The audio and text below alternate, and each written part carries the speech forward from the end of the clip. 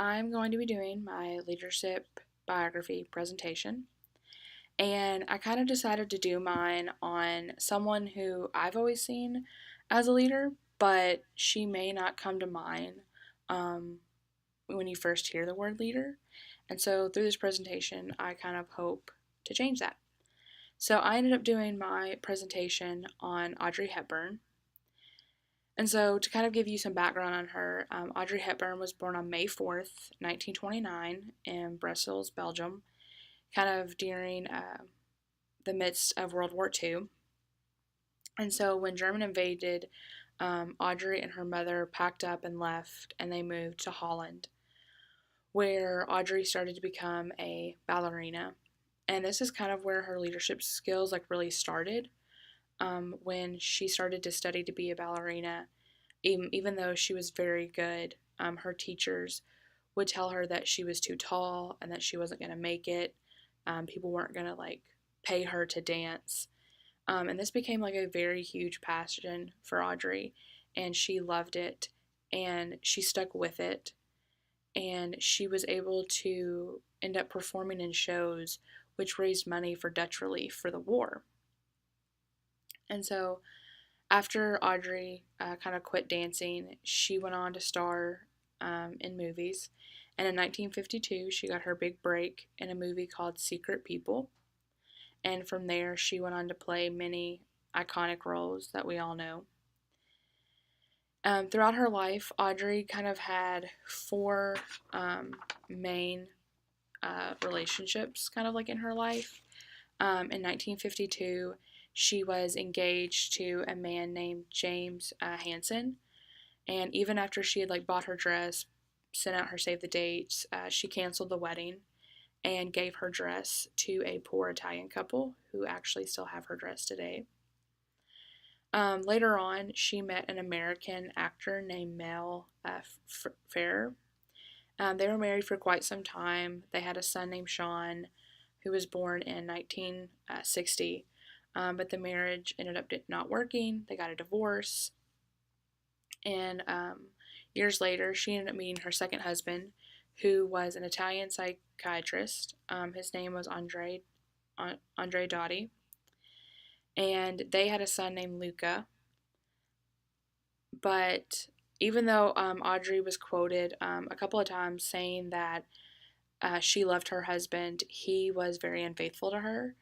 And she actually ended up having an affair with one of her male co-stars of a movie that she was in at the time.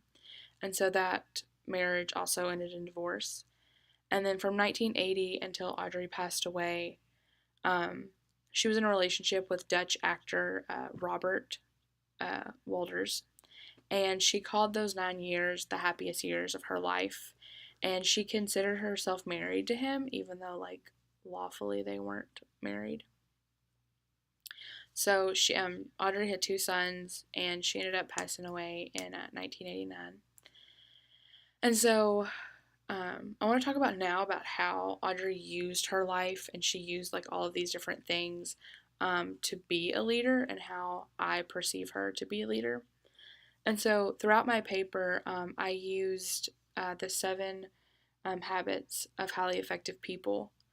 And so, even though Audrey doesn't show all 7 habits, she does show a large majority of them. And so, with habit 1, be proactive. It's all about taking what you want and being willing to work for it.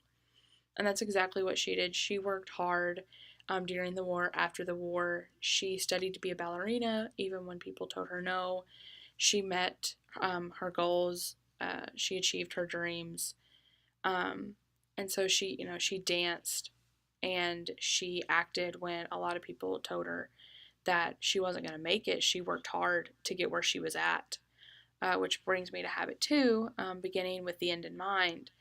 And so she started out her journey with a goal, and that's what helped her achieve such great success. And so, unlike a lot of actors, Audrey didn't start into the business wanting to get awards or become famous.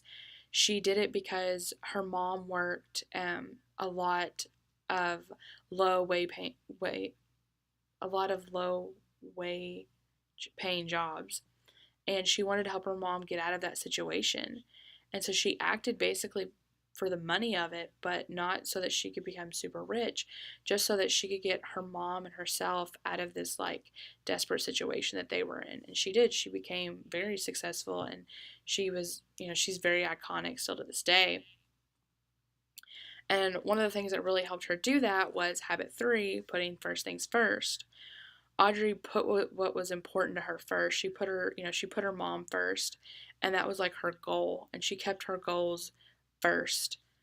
Um, Audrey throughout her acting life, she actually did less than 50 roles, which compared to a lot of actors today is like not many at all. And she's still one of the most iconic people basically to ever come out of Hollywood. And it's because like she put important things first. She put the important roles first, the roles that she knew that she was going to excel at. And she even turned down acting roles to start a new like leadership position. She became a humanitarian for UNICEF, the United Nations Children's Fund. And so she put what was important to her first. And so she also, with habit 4, which is think win win, which is basically like Audrey's kind of attitude for like life. From the moment she kind of walked into the public scene, she just held herself with this like grace and poise that a lot of the other, like a lot of actresses, didn't have. She gave, someone, especially nowadays, like girls to look up to. She didn't let rumors get to her. She handled herself with sophistication. And even when you go like look at pictures of Audrey Hepburn, she was always so, she's a fashion icon, but she was always so modestly dressed. She never wore like short dresses, low cut tops. She always remained modest and was still being able to show the latest in fashion, and people still copy her look to this day. And so with habit 5, there just really wasn't enough research. It was something that like you would need to know her like personally. So I moved on to habit 6, which is synergize. And that's basically meaning that 2 heads are better than 1, and to work together to find a solution. And in Audrey's acting life, she wasn't trying to solve these like big problems, but she worked amazingly with her male coworkers. During a time when a lot of women weren't recognized for their acting, her male coworkers, fought to have her name on the posters just as much as they fought, as much as they wanted their name on the poster. And it was a thing where they were quoted multiple times saying how much they loved working with Audrey and how they couldn't wait to work with her again. And that really shows something, that you've worked so well with your coworkers that they're all praising you. And then her other line of leadership was her humanitarian skills. And working with UNICEF, she was solving like world problems. She was using her leadership skills to raise money and fund mission trips. And she was going on these trips with her partner, Robert Walters, is actually who she became a humanitarian with. They were taking trips over there, and she was using her status as an amazing actress and to show people what was important and how these children needed help. And so, again, just like with habit 5, there really wasn't enough research for habit 7, which is sharpening the saw. But I hope through these other habits, you're really able to see how Audrey was a leader in her lifetime, and that hopefully the next time that you hear about Audrey Hepburn, you think more of that you still think of Breakfast at Tiffany's and My Fair Lady, but you also can remember her as being a leader.